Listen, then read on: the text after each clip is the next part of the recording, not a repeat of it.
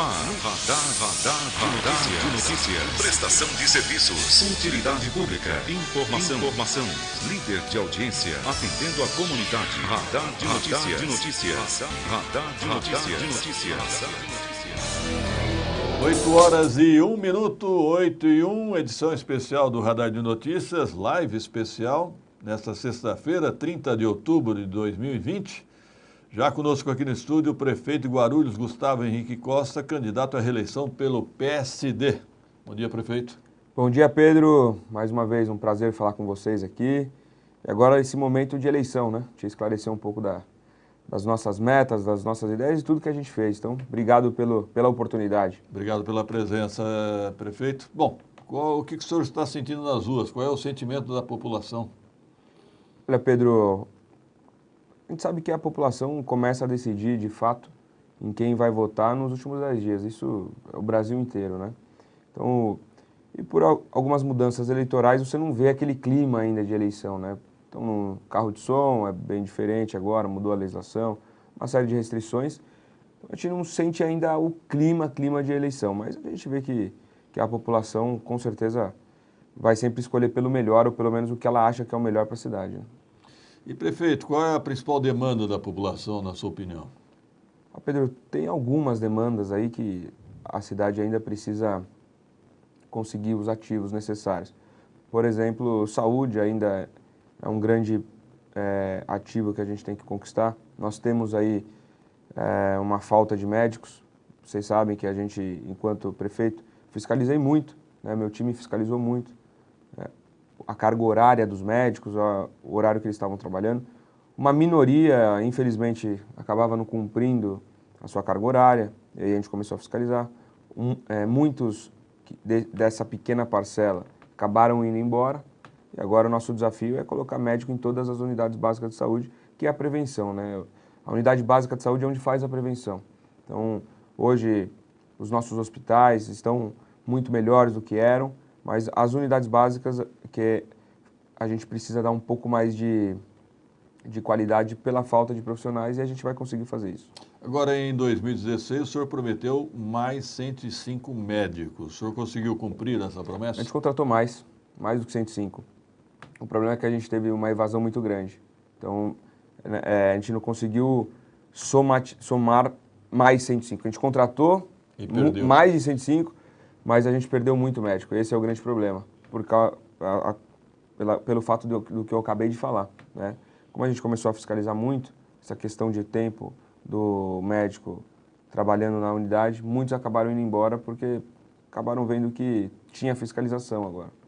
Prefeito, o senhor começou o seu governo apostando em terceirização na saúde, lá no HMU, com o Instituto Gerir. Continua terceirizado agora com a Birigui ou a outros equipamentos terceirizados, e há críticas hoje a pessoas que defendem que não haja terceirização na saúde. O senhor continua defendendo esse sistema ou não? Olha, Pedro, eu defendo o sistema híbrido. O que é o sistema híbrido?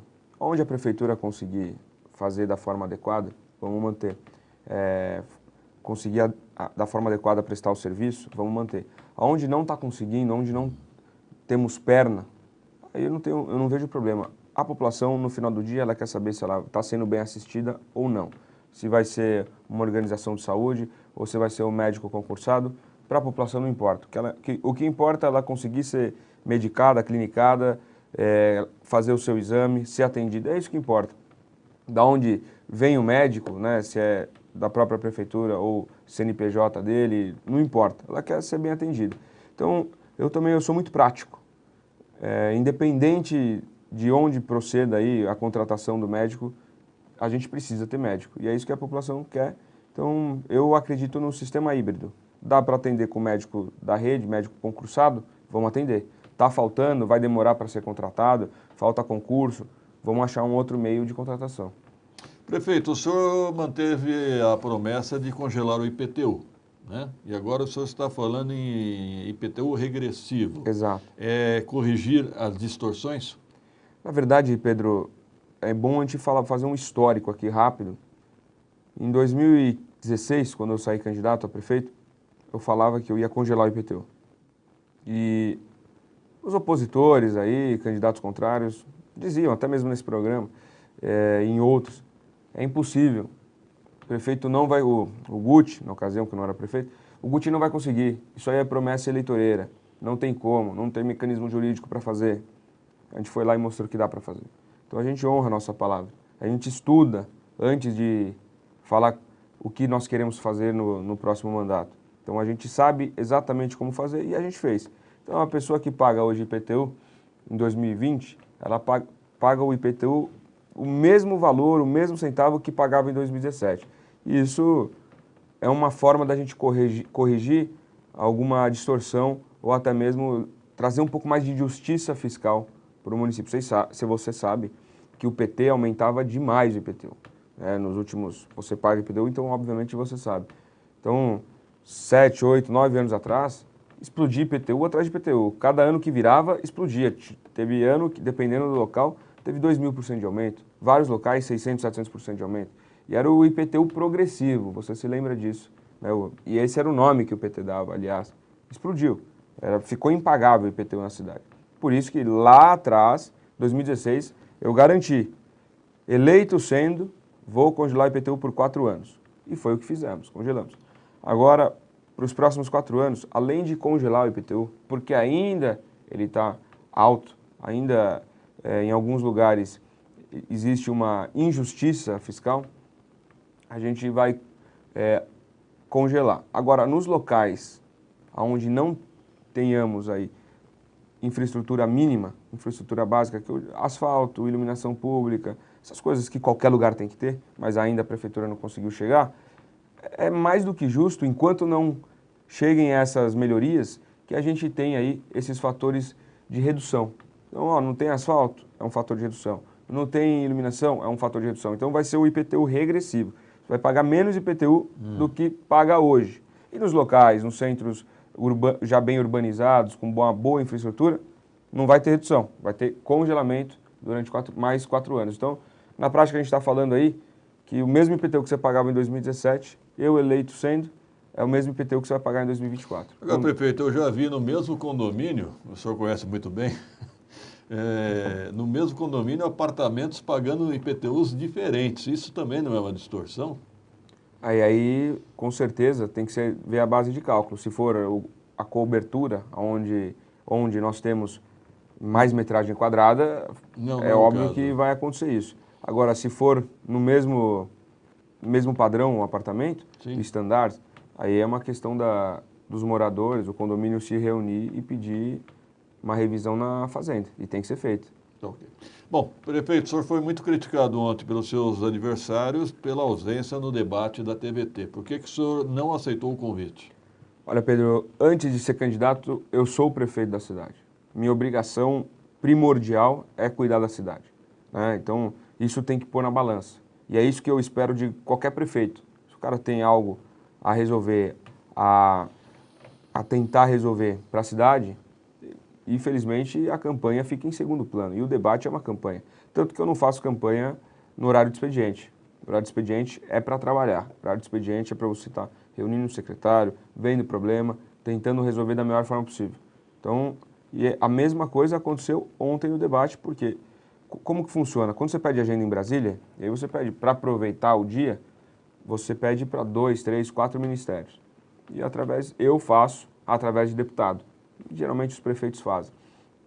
E aí eu pedi ao deputado Cezinha, que é do meu partido, falei, olha, preciso falar com a ministra Damares, eu preciso falar na infraestrutura, eu preciso falar no MDR, Ministério do Desenvolvimento Regional. Veja quando você pode, isso há 2 semanas atrás. E assim funciona. Né? Então, geralmente você conseguir consolidar a agenda em um mesmo dia, imagina a agenda dos ministros. É loucura. Então você 10, 12, 5, 6 dias antes da agenda, você tem que pedir até que você consiga encaixar tudo, porque senão não adianta. Senão você tem que ficar 3, 4 dias em Brasília na mesma semana e você não fica na cidade. Então, a gente pediu essa agenda, o Cezinha conseguiu concentrar tudo para essa quinta-feira, a Damares foi me atender 7 da noite, 6h40 da noite. Mas por quê? Porque é o horário que ela tem e eu tenho que me adequar, ela é a ministra. Mas a gente saiu, por exemplo, de lá com uma pauta muito positiva. Nós temos os ILPIs, não sei se você sabe o que é isso, as instituições de longa permanência. Essas instituições, elas cuidam muito das pessoas em estado de vulnerabilidade da cidade. e a gente conseguiu aí, para cada instituição, na média de uns R$100 mil, umas um pouco mais, outras um pouco menos, são 7 instituições. Então foi o saldo positivo que a gente saiu daquela reunião, né, já tudo certo, né, não é vamos esperar só cair o dinheiro, mas tudo certinho, então a gente conseguiu avançar. Pedi a ela também, agora isso eu já não obtive a assinatura e a concordância no momento, mas ela vai estudar, a Ronda Maria da Penha, né, você sabe que a gente tem aqui 2 viaturas, e aquele ministério se preocupa muito com o bem-estar da mulher. Então eu pedi isso e também o nosso abrigo, a nossa casa-abrigo, que são mulheres oriundas de vítimas de violência, né? Aquelas que estão em medidas protetivas. Então a gente pediu recursos também para que a gente consiga auxiliar. Então é um ministério bastante importante nessa luta aí, na preservação da família. É um ministério que ajuda bastante essa questão da proteção da mulher. Então a gente fez esses outros pleitos. Outros já foram negados de pleno também. É normal, você vai com 12, 15 pleitos. Aí fala, olha, não existe emenda para isso, não existe verba para isso. Então busque emenda de deputado que a gente manda. É normal, como qualquer lugar que tem o cobertor curto. Falta grana, olha, isso dá, isso não dá, isso eu vou estudar. Não é nada diferente do que acontece aqui com o secretariado.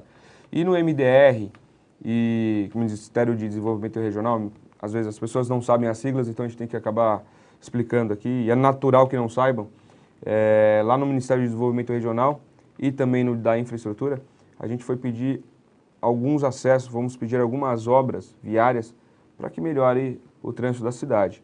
Uma das coisas que a gente se concentrou foi apoio nas alças da Jacupêssego, e uma outra que é o nosso grande gargalo hoje, se a gente puder elencar o grande gargalo da cidade, temos vários, mas o grande mesmo é ali no Trevo do Bom Sucesso. A gente, só para já exemplificar rápido e já volta nessa questão do que a gente pleiteou lá no Ministério. Você sabe, eu vou contar um histórico rápido de 30 segundos aqui. A gente pegou o Trevo do Bom Sucesso com uns 40, 50% de obra concluída. A gente conseguiu chegar a 95%. Quais são os 5% restantes? É o trecho do viaduto, que sai ali da Água Chata, da Juscelino, e sai do Trevo mesmo e adentra na Dutra, sentido São Paulo. E 2 famílias acabaram morando lá, fizeram ocupação irregular. A gente precisava de ordem judicial para removê-las. A ordem judicial não veio, mais de um ano e pouco. A obra ficou paralisada, desmobilizada, deu um transtorno enorme, prejuízo. E aí, depois de muito custo, a ordem judicial não veio, só que aí a gente conseguiu, com muito diálogo, diálogo exaustivo, a gente conseguiu tirar essas pessoas de lá da maneira adequada, né? E aí, porque a gente não pode simplesmente sair tirando, a gente tem que fazer da forma correta. A gente conseguiu tirar essas famílias, se mover de lá, e aí eu já dei a ordem de reinício. Mas o que acontece? Por que eu expliquei tudo isso? Porque a partir do momento que a gente entregar essa obra, eu acredito que a partir do momento que ela for reiniciada, que está em vias de, a gente demora mais uns 70 a 90 dias para concluir, né? Que é uma parte só do viaduto. Mas o gargalo não vai resolver da mesma forma, porque não pensaram lá atrás, nas outras gestões, em criar outras vias, né, na lateral da Dutra, como a gente chama aquela... Marginal. As marginaizinhas. Então não criaram isso, não tem no projeto. Então eu fui pedir no MDR, fui pedir financiamento para isso e tal. E aí fui muito bem atendido pelo Tiago lá, que é o secretário nacional, né, desses assuntos. Eu falei, olha, é possível, me traga um projeto que contemple aí também corredores de ônibus, aí talvez a gente consiga. E não é uma obra barata. Às vezes as pessoas imaginam, tem dinheiro para desapropriar, sai fazendo asfalto, tá tudo certo. Não, ali a gente tem que ter um talude, né? Me perdoem os engenheiros que estão assistindo aí, eu não sou engenheiro, então talvez eu erre os termos. Mas existe lá, vamos falar no linguajar claro, tem um barrancão ali, perto do Sakamoto, você sabe muito bem. Se você morava lá no Presidente Dutra, então você com certeza conhece muito bem lá. Conheço. A gente precisa, acredito que é o termo, retaludar, ou seja, reconformar ali, por terra, acabar com o barranco e passar, além de desapropriar, passar a avenida. Então é uma obra muito cara, uma obra de engenharia muito cara. Então por isso que a gente foi pedir apoio financeiro. E eu fui no da infraestrutura para ver se isso realmente já estava contemplado, se essas obras viárias estavam contempladas na nova concessão da Dutra, que está em vias de ser feita. Eles estão agora passando no Tribunal de Contas da União, pelo controle prévio. E aí o secretário que me atendeu, ele me disse que está contemplado. Então, se a gente investir em algo que já está contemplado nessa concessão, a gente não tem esse dinheiro de volta. Então, o que eu fui pleitear lá depois de saber disso? Fui pleitear para trazer do ano 3 para o ano 1 de construção. Porque o ano 3, então, a concessão provavelmente deve acabar no final do ano que vem, né? Tudo certo, contratar a empresa e tudo mais, vencer a licitação. Então, conta mais 3 anos aí para frente. Então, a gente está falando aí de 2024, 2025. Então, eu fui buscar pelo menos para fazer no ano 1. Seria mais ou menos 2022. E é isso que eles estão estudando lá, porque não dá. A cidade não comporta mais aquele gargalo. E o que eu expliquei a eles, né, e até através do deputado Cezinha já chegou no presidente da República, é que aquilo não trava só o trânsito da cidade. O problema no trevo que a gente tem não trava o trânsito da cidade, trava o trânsito do Brasil, onde tem o maior escoamento de carga é a Presidente Dutra, a rodovia. Enfim, se a gente não resolver ali, a gente não resolve um grande trânsito do Brasil. E aí é por isso que a gente foi pleitear isso lá. Então, resumindo tudo. O senhor tinha agenda em Brasília? Resumindo tudo, não tenho o que fazer, eu sou prefeito. As agendas de prefeito, as agendas para as melhorias das coisas da cidade, vem antes, e não tem jeito, não tem jeito. Até mesmo, acho que até contigo, e até hoje na OAB, também na ACE, a minha assessoria sempre pede para fazer depois do expediente. Sim. Né? Então, hoje é ponto facultativo. Hoje é ponto facultativo, então a gente sempre pede isso. Então, lá na ACE, a gente fez, e agradeço a toda a mobilização que eles fizeram, eu fiz depois do expediente. Agora, na OAB, vou fazer ao meio-dia. Mesmo sendo ponto facultativo, eu preciso trabalhar, não tem jeito, né? Tem muita coisa, tenho reunião com secretários hoje e tal, com alguns secretários. Então, a cidade veio em primeiro lugar. Eu já fui eleito para ser prefeito, então eu tenho que honrar meu mandato até o último segundo. Se eu for eleito de novo, com o apoio de vocês que estão nos assistindo aí, e aliás, meu número é 55, eu vou também ter que minha agenda é prioritária para governar. Prefeito, os seus críticos, seus opositores dizem que o senhor gastou 50 milhões de reais no hospital de campanha e que não deixou nenhum legado para a saúde de Guarulhos. Eu gostaria de saber se o senhor confirma esse valor e como é que o senhor reage a essa crítica.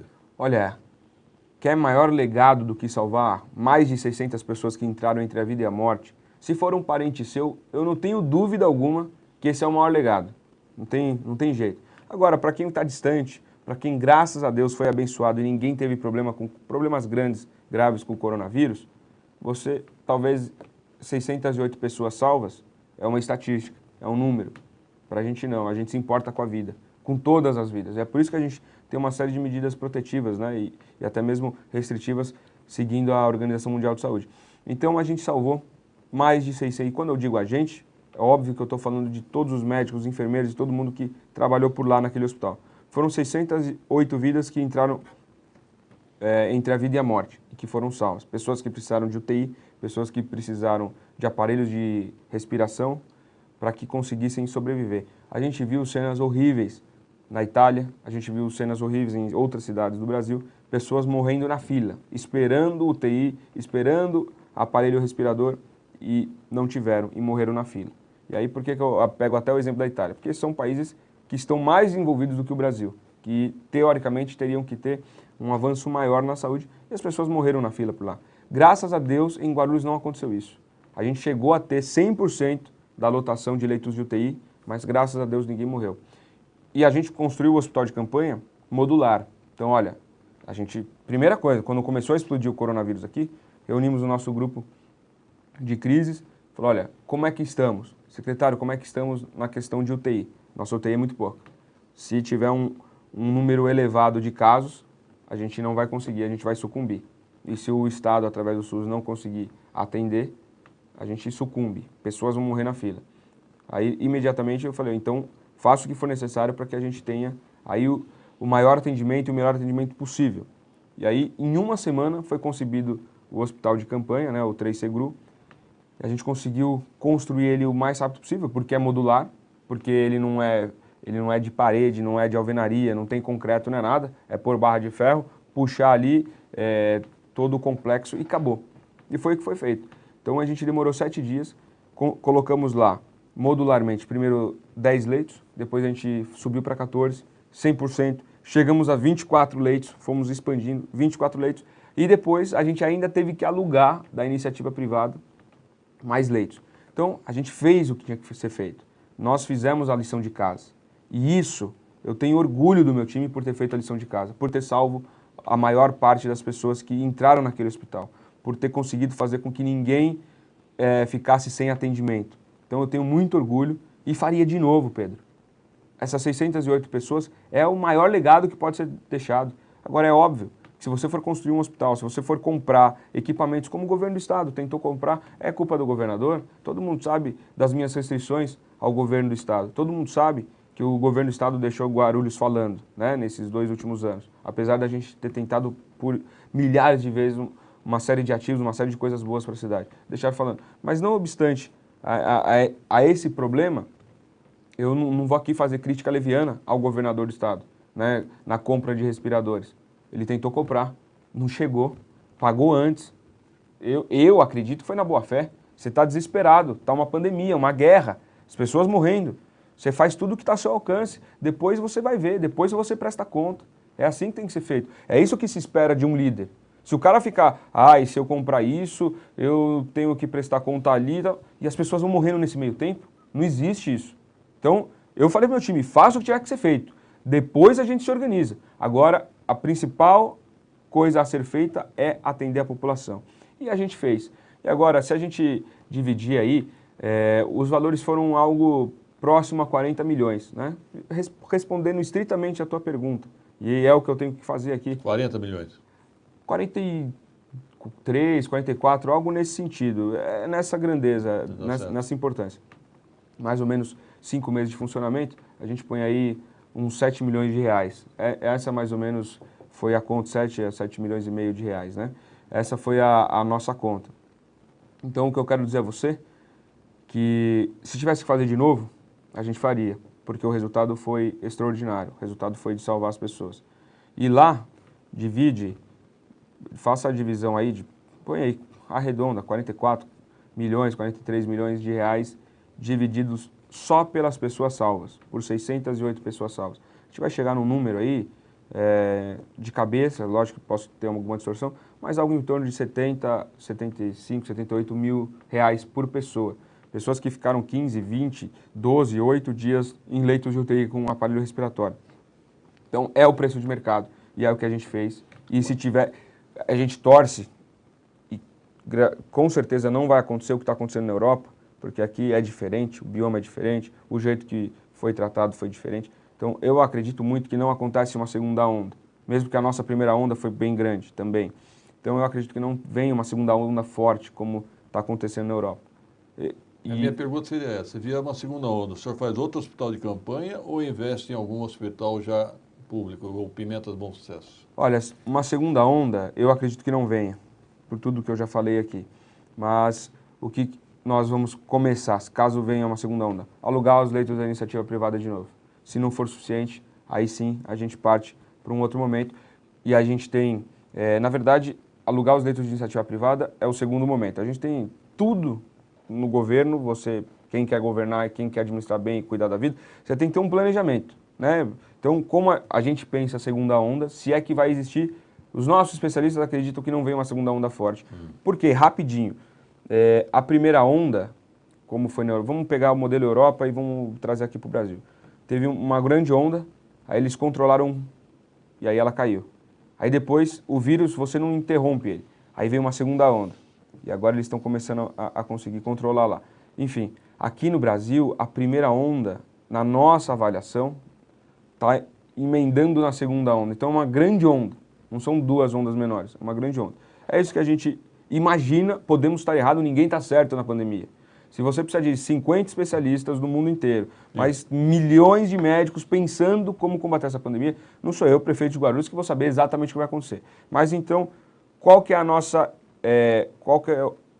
como que é o nosso planejamento caso venha algo pior ainda nessa pandemia? Primeiro, nós temos lá no HMU um espaço já preparado, que agora, nesses 5 meses, a gente conseguiu preparar, um espaço já preparado para a gente conseguir colocar leitos de UTI de forma emergencial. Tá? Depois, se isso não for suficiente, a gente contrata leitos de UTI da iniciativa privada. Se isso não for suficiente, aí a gente pensa em um outro hospital de campanha, mas aí é o terceiro desdobramento e a gente acredita que não vai chegar nisso de forma alguma. Prefeito, como é que o senhor está acompanhando as pesquisas eleitorais que foram divulgadas até agora? Olha, Pedro, pesquisa depende muito do momento, do instituto, aonde é feita. A gente tem fé, a gente tem muita fé que nós estamos aí bem, né? População, e isso é o corpo a corpo que a gente faz, né? Depois das 5 da tarde eu sempre vou em alguns bairros, vou falar de campanha, vou falar de política, quando dá, tem dia que não dá, fico preso lá na prefeitura, não tem como, mas a gente tem visto assim uma recepção muito boa, as pessoas acreditando, entendendo que a gente pegou uma cidade falida, uma cidade com muitos problemas financeiros, cidade mais endividada do estado, muita gente sabe, algumas não sabem, e a gente explica, e elas, pô, não sabia, enfim, então a gente tem se dedicado muito a isso, mostrar como era a cidade. Pegamos uma dívida enorme de bilhões, pagamos mais 60%. A gente pegou a cidade com nome sujo. Depois de um ano a gente limpou, 11 meses na verdade, 2017 inteiro trabalhando para limpar o nome de Guarulhos. Você sabe, nome sujo, não vem recurso. Não vem recurso, você não consegue buscar as melhorias. Então a gente conseguiu limpar, e para limpar é só pagando. A gente conseguiu universalizar o abastecimento de água na cidade. Não obstante, lógico, um ou outro dia a gente tem problema de abastecimento em um bairro ou outro, mas 2, 3 dias a gente resolve. Mas a gente universalizou o abastecimento de água em Guarulhos, água em todos os bairros da cidade, todos os dias. A gente está avançando muito no esgoto. Então, a gente pegou Guarulhos com 2% de esgoto tratado, você se lembra? Porque foi objeto de Ministério Público. Vários TACs, outros governos fizeram. Eu assumi no segundo mês, tive que fazer um TAC, termo de ajuste de conduta, né, com o Ministério Público, ao qual eu me comprometi a resolver a questão do saneamento básico da cidade, né, faseadamente, óbvio. Então a gente pegou com 2%, a gente vai chegar até o final do ano com 40% de esgoto tratado. Até o final do ano que vem, a gente chega com 60% de esgoto tratado, isso está contratualizado, isso está assinado pela Sabesp, pela Prefeitura de Guarulhos. Então a gente passa em 5 anos, né, ao qual em 2017 eu assumi, até o final de 2021, a gente passa de 2% para 60%. Isso significa dizer o seguinte: saímos da cidade que menos tratava o seu esgoto para ser uma das cidades que mais tratam o seu esgoto. Então isso é foco, isso é trabalhar duro. Iluminação pública, a gente avançou muito. Pegamos a cidade, um apagão, você sabe, você é morador daqui. Em 2016, lembre lá 2016, começo de 2017, cidade apagada, um apagão enorme. A gente, além de fazer toda a manutenção, a gente conseguiu colocar mais 5 mil novos pontos de iluminação pública. O PT, em 8 anos, nos últimos 8 anos deles, fizeram só 147. Iluminação pública é segurança pública. Você viu que a gente está trocando tudo para LED. A cidade está ficando muito mais iluminada. Então a gente está avançando. Falar para você que a cidade está perfeita, não está. Falta muito, mas a gente vai chegar lá. Uma pergunta final, prefeito. As pesquisas indicam que a maioria desaprova o seu governo. O Ibope deu 55 de desaprovação, 38 de aprovação. O Real Big Time também deu esse índice para próximo. Como é que o senhor observa essa desaprovação ao seu governo? Olha, Pedro, uma grande parte dessa desaprovação são pessoas que são ligadas a outros grupos políticos, né? Então, se você pegar ali o PT, pelas pesquisas, tem aí aproximadamente de 25 a 28, 29% da intenção de voto. É óbvio que essas pessoas, elas são passionais, elas vão votar em quem? Vão votar no PT, seja lá quem for o candidato. Pessoas que gostam ainda, infelizmente. E a democracia, a gente respeita, mas não entende, né? Eu não entendo alguém votar no PT, mas eu respeito, porque o voto é teu, você faz o que você quiser com ele. Mas enfim, então, uma grande parte, isso depende da pesquisa, né? Mas uma grande parte disso é de pessoas contrárias ao nosso governo, porque enxergam no seu partido, né, algumas possibilidades, enfim. Então, é lógico que a gente não fez o governo perfeito e ninguém faz o governo perfeito. Ainda mais numa cidade totalmente falida, né, com problemas financeiros enormes que eu herdei. Não tem como você conseguir resolver todos os problemas. Mas, como eu disse, problemas de infraestrutura gigantescos a gente conseguiu resolver. Então, água resolvemos, esgoto, passos largos para resolver. Iluminação pública melhoramos muito. Dívida, pagamos 60%. Então, esses problemas de infraestrutura vão ficar para as próximas gerações. Se Deus permitir que eu continue como prefeito 4 anos, é o máximo que eu vou ficar. Depois eu não sou mais prefeito. E esses problemas que a gente resolveu vão ficar 10, 20, 30 anos. E é isso que tem que ser feito. E, infelizmente, para finalizar, muitos políticos, né, e os políticos tradicionais, eles pensam na próxima eleição.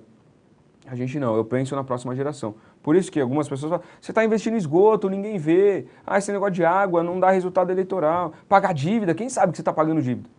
Chefe, desculpa aí a aproximação, mas, Pedro, as pessoas estão preocupadas com o dia a dia da cidade. E a gente está preocupado com o dia a dia da cidade e com as próximas gerações. E é por isso que a gente está fazendo o que tem que ser feito. Deus me deu essa oportunidade e eu vou fazer o que tem que ser feito, independente do resultado eleitoral. Obrigado pela presença, o prefeito de Guarulhos, Gustavo Henrique Costa, o Guti, candidato à reeleição pelo PSD. Até uma próxima oportunidade, se Deus quiser. Eu que agradeço, uma honra participar aqui com vocês, levar um pouquinho de tudo que a gente fez. Né? A gente teve pouco tempo para falar do que eu quero fazer, né? Foi mais perguntas retroativas aí do passado, falei só do IPTU, de propostas novas, mas a gente tem uma série de propostas boas, criar a faculdade municipal aqui, com pedagogia e psicologia, iniciar com isso, e vamos criar um sistema híbrido de ensino, e tantas outras coisas, sei que já estourou o tempo, não sei se vai ter uma outra rodada com os candidatos, se tiver, a gente pode pensar em falar de futuro. Eu espero contar, se eventualmente houver um segundo turno, contar com a sua presença. Com certeza, se tiver o segundo turno e se eu estiver presente nele, se você me abençoar com o seu voto, com 5-5, e a gente tiver um segundo turno, estou às ordens aqui. Aceita um debate? Não temos que aceitar, mas tem que ser programado antes, né? Não dá para falar, olha, amanhã tem debate. Eu vou programar com a sua assessoria, então, se for o caso. Ponto final, obrigado pela audiência. Até terça-feira, 7h10. Até lá. No ar, Radar de Notícias.